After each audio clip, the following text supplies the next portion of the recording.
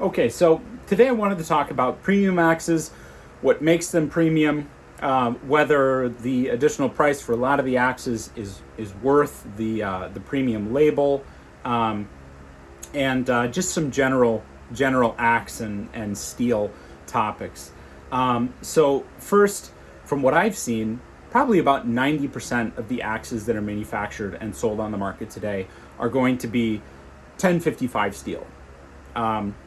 Between certainly 1050 and 1060 steel. That's a mid carbon content range for a tool like an axe. You want it to be able to take some abuse, but you also want it to be able to hold an edge.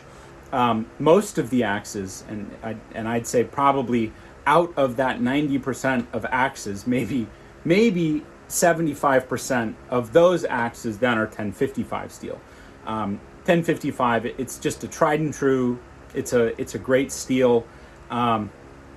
So just to highlight that point, I'll start with the most expensive. The only axe company that I'm aware of the major companies, Hults Bruk, Helco Work, Council Tool, you'd have, and then Grants Brooks. Those are the big four that come to mind making axes today. Grants Brooks just has axes. They just sell axes. All of them are supposed to be premium. They don't have a specifically registered or specified formula of steel, but they'll tell you if you ask them that it's 1055 steel, or they will say it it's a special formula that comes from a recycled plant in, this part of Sweden, but it most closely represents 1055 steel. Grants Brooks doesn't play hide the ball, and when you're paying this much for an axe, you can't play. I mean, people don't tolerate that. You want to know what it's made out of to justify that. Justify that price tag. So, and the reason I mention that, the reason I start with this is because 1055 steel is great. This axe holds an amazing edge. It's wonderful. It's well made. It's well produced. So I just wanted to go over the fact that 1055 and 1050 and 1060, they're not bad steels for axes by any stretch of the imagination. If you had a longboat of Vikings, 1,000 years ago with 1055 steel, they would have taken over the whole world. I mean, it is so far, and they dang near did with the steels that they are. Yeah, I suppose at some point they did have steels, but mostly iron, and before that even bronze and copper. The steels that we have today are so well made. They are so well produced and smelted. The quality is mind-boggling, and would be mind-boggling to somebody from even 100 years ago. So this is just to say that 1055 steel can be used effectively in a premium product. Helco Work. The majority of their products, this is the Tasmanian, the majority of their products are C50 steel, which that's just the European way, because they have to be different, or maybe we have to be different, I don't know. This is C50 steel, which is 1050 steel. This axe takes an amazing edge. I love it. This to me, versus the Arvika, which I also have over there, is more of a true Tasmanian. It's got a little bit thicker cheeks. It's advertised as a Tasmanian. The Arvika is kind of advertised as a Tasmanian racing axe hybrid. It's more of a racing axe than a Tasmanian. And I do believe that the old Arvikas are a little bit thicker in the cheeks, whereas for a racing axe, you want it to be fairly thin. Hults Bruk. Okay. On this subject, Hults Bruk to me is kind of annoying. I love Hults Bruk axes. I do think they're a little bit overpriced for what you get. However, they're still good axes. This is one of my favorites. It's a Montreal pattern. I like that pattern a lot. I've thinned down the cheeks a little bit. Done just a little bit of work to the handle. This is a fantastic axe. I've done a lot of work with this. Hults Bruk will tell you we use the finest quality Swedish steel. And you're thinking, okay, I mean, any variety of steel that's made in Sweden could be Swedish steel. That's not a specification of steel. It's a location where it's made. I mean, that's like saying American steel. Well, okay, but any steel manufactured in America is American steel. So, I do think they play hide the ball a little bit. I have looked and looked and looked and looked and looked for any company information on what steel they use in their axes. They don't provide that information. I have done some testing, literal acid testing. I mean, not scientific or anything, just with some acids that carbon reacts to. And I have a good baseline because I have a known quantity in my Helco work, that's C50. And then I have some 1055 steels and 1060 steels. And then I have, some 1095. This is one of my knives I made. So I could just kind of compare how the steel reacted. And I would bet my life on the fact that Hults Bruk uses 1055 steel. It's some variety of mid-carbon steel between 1050 and 1060. I don't think they use 1060. I think they use 1055. And I can tell you that Hults Bruk isn't using any kind of weirder steel than Gränsfors Bruks. I mean, I wouldn't be surprised if the steel came from the same recycling plant in Sweden. Very likely the steel is exactly the same. So Hults Bruk won't tell you what they use. They'll tell you it's Swedish steel. That doesn't mean anything. You can bet it's 1055 steel. Now,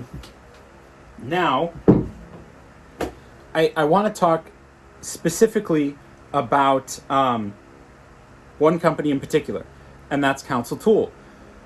Council Tool is the only company that regularly uses what you would call premium steel. And what do I mean by premium steel? I mean, if it is different than what everyone else uses, and arguably its chemical or its formula adds a noticeable quality improvement. I'll call that a premium steel. So that's my definition. If it's different than what everybody else uses, and it's a little better. Council Tool is the only company that does that. And they do it, they have a number of axes that they do it with. First off, this is the forcible entry axe. It's like a 5-6 pound axe. This is a beast. I love it for splitting. It's just phenomenal. You can see how far back on the bit. The heat treat, Council Tool just does an amazing job. This is a fantastic axe. And I'll say specifically, it has extra curve on the bottom that just lets you power through whatever it is that you're splitting. This is made out of 4140 steel, which I would consider a more premium steel. It has a little bit less carbon than those mid-range steels. It's got it's got just about, what would that be, a 0.1% less carbon than 1050 steel. But you do get a number of additional benefits. And for a splitting axe or something that you're going to be smashing through doors and walls, you want those. Extra toughness. 4140, I believe the dominant alloying element is manganese. And what is it? 10% manganese. It's a fantastic alloy. 4140 is great. This is an unbelievably tough axe. It won't take an edge. I mean, we're talking about slight differences, but it won't take an edge, as well as some of the mid-carbon steels. But you're getting so much extra toughness and durability that I think you're still coming out ahead. You wouldn't want to do a carving axe with it. You wouldn't want to do, maybe a limbing axe with 4140 steel. But for something that you're going to be beating through tough wood time and time again, you absolutely want 4140 steel. So I think that makes it kind of I'll call it a premium or a more specialized steel. A couple times, when you're just kind of out there splitting and it's hot and you're tired and you're just trying to get stuff done. I've beat on this with a sledgehammer, or I guess it'd be a maul, which I was using as a sledgehammer to split stuff in the moment, and there's hardly a mark. I mean, I took the wax coating that Council Tool puts on the pole here. I mean, you can't even see a mark, and that's me, swinging it overhead, smacking it. This is an amazing axe, and Council Tool, I think, for giving you a premium product here, they don't necessarily charge a premium price. If you look at the splitting axes that are put out by Hults Bruk and Gränsfors Bruks, I mean, this is a third of the cost. I think this was like $75 or maybe $80 shipped. It's fantastic. So Council Tool is using 4140 steel in this, and I believe on several other axe models. The one axe from a high production axe company that stands out, in my opinion, is this Woodcraft pack axe. This is from Council Tool, a little over 2 pound head. This is made out of 5160 steel, which is a spring steel. 5160 to me is the gold standard steel for toughness, edge retention, before you get into some of the really complicated, expensive, high alloy steels. 5160 has been around forever. It's a known quantity. Its dominant alloying element is chromium, and chromium adds just a lot of toughness, to the steel, and you still get 60% carbon content.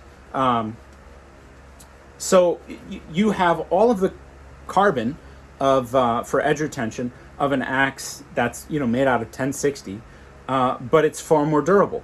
It holds an edge incredibly well.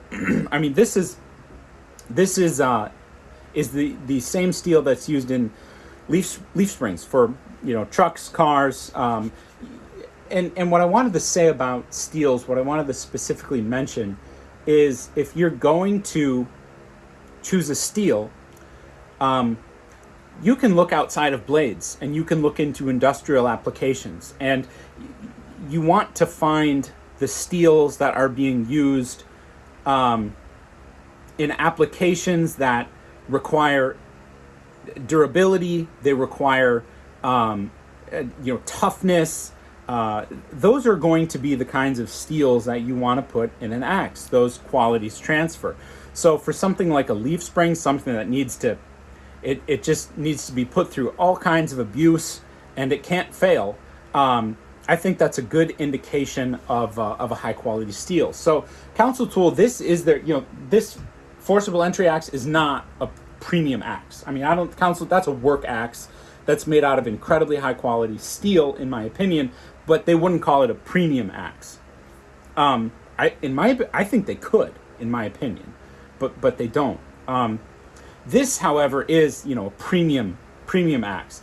And out of all of the premium axes out there, how many times have I said that?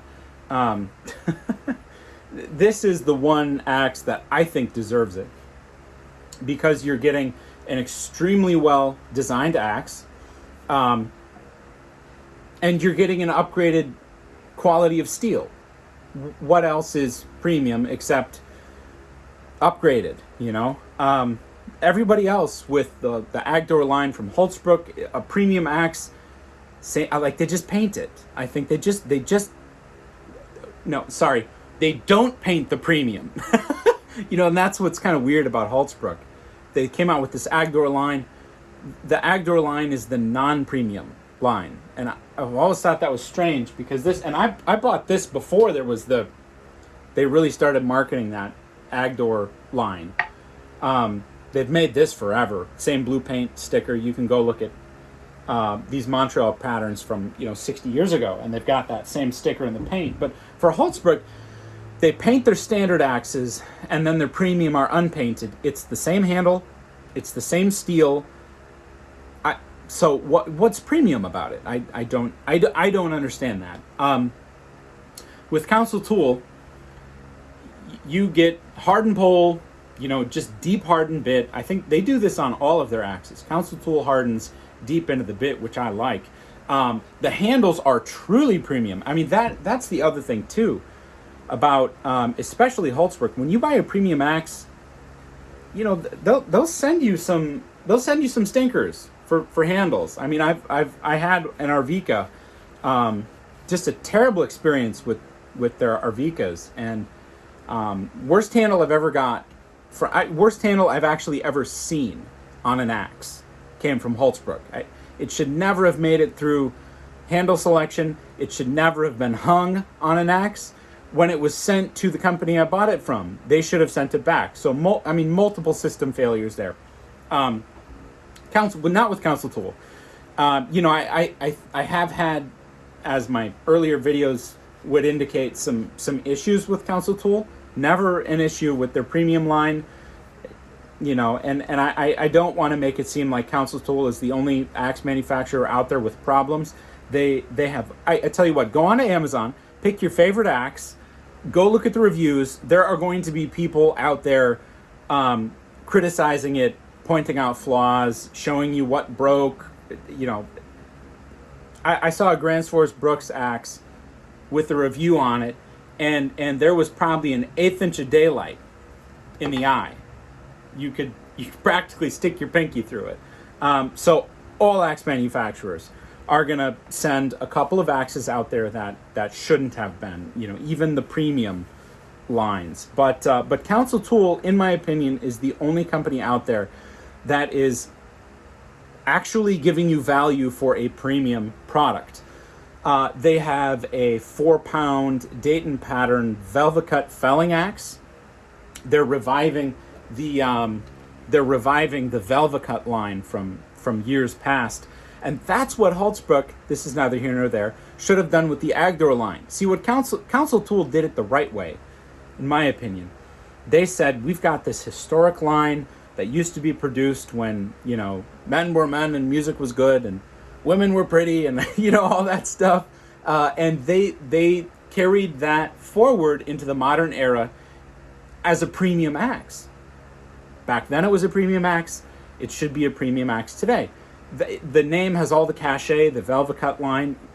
They didn't make it the standard line, paint it, and then sell the axes they've always been selling as premium. I mean, to me, that's a step down in quality. Hults Bruk, very, very strange. Very, very strange with what they did and how they're branding their line. Agdor should be if anything, they should be calling the premium line Agdor and then painting their standard axes blue if they want to. I mean, fine. So I don't understand that. Maybe it's because I'm not Swedish. My wife is, but I'm not. I love her for all her quirks. But so Council Tool has the Velvicut line. They have, I believe, a boy's axe Velvicut made out of 5160. Their felling axe is made out of 5160 steel. They're all made out of a higher grade of steel. That's not saying 1055 is bad. It isn't. My favorite axe of all time is this Council Tool Jersey pattern, which is made out of 1055 steel. And on this axe, you look at that. First off, look at this handle. You don't have to buy a premium axe to get a phenomenal quality axe. This has just aged beautifully. It is a heartwood handle. I prefer heartwood. I'll pick a heartwood handle over a sapwood handle every day of the week and twice on Sunday. You look at the color that it takes. Absolutely beautiful. I did have to rehang this axe, and it was fine. So if you do get a stinker, and all the companies send out a stinker every now and then, I was able to just pop out that barrel wedge, and I used just a wood wedge, made it a little thicker. You can see where the barrel wedge was. I've had zero issues with this axe since rehanging it, and I am so happy I was able to salvage it. You can't quite see the grain orientation, but it's I would say still considered as vertical grain orientation, but it isn't quite bang dead on straight. I would still consider this a premium axe handle. You know, I think people put too much emphasis on having exactly vertical grain, you know, like this Grand Force. That's pretty vertical. Even this isn't perfect. I mean, what I'll tell you is I can see it. I don't know that you can see it that well. The grain orientation on this Grand Force is no better than this Council tool. It's just not. I could buy, I mean, the Council tool, don't tell them I said this, but they are giving away this axe at this price. I mean, I am telling you that. If you tell the Council family I said that, I will deny it. But I mean, Council tool, you talk about value, they're giving away this axe. So there is fantastic value. There is really high quality to be found in the non-premium axe brands or axe lines from the brands. But with Council tool, they will actually give you a higher grade of steel. And I think that means a lot. You know, I think that to me indicates that they're trying to provide you with additional value for the price instead of trying to just extract additional money from you. And there's so much that I like about Council tool. I feel like they are the only axe company out there that is making tools for the working man. You know, that's Council tool. And when you read their axe booklet, you know, that's what they say. You look at Hults Bruk sends out a book, Grand Force Bruk sends out a book. They all talk about, you know, premium quality, and that's fine, and history, and that's fine. I like all that stuff, but I don't think I saw the word value in Grand Force Bruks and the Hults Bruk axes, their booklets, once. With Council tool, you see in there, we're trying to provide value. And I think that's important because this is value. This is expensive. This is more in line with what the Swedish axes would cost. I think this was $130, $40. So it's a little spendy, but so it's still cheaper than the Swedes, but you do get a steel that is quite an upgrade. So I kind of rambled for a bit. Those are just some of my general thoughts on the steels and you know, who's using what. You know, most everybody uses 1050 to 1060 steel, and within that, most everybody uses 1055. Gives you good wear resistance. The issue that I have with the premium lines is that they still use that same 1050 to 1060 steel. They just charge you an extra, I don't know, 30%, and they send you a nice booklet. But you know, to me, if you have a premium product, there should be a price difference or a distinction. You know, that's how you can tell things apart. And for most axe manufacturers, I think you're better off just buying the standard line. Save yourself some money. You don't need the extra badge of premium, except with Council tool. And Council tool, if anybody from your company, or if I'm lucky enough, anybody who's involved, you know, in the leadership at the company, if you're out there and you're taking public requests, if you made a jersey pattern Velvicut axe with the phantom bevels, that would be critical. This axe, but 5160 steel, I think that would be a smash hit. I think that would just be phenomenal, even if it was a limited run. I like the Dayton. The Dayton's fine.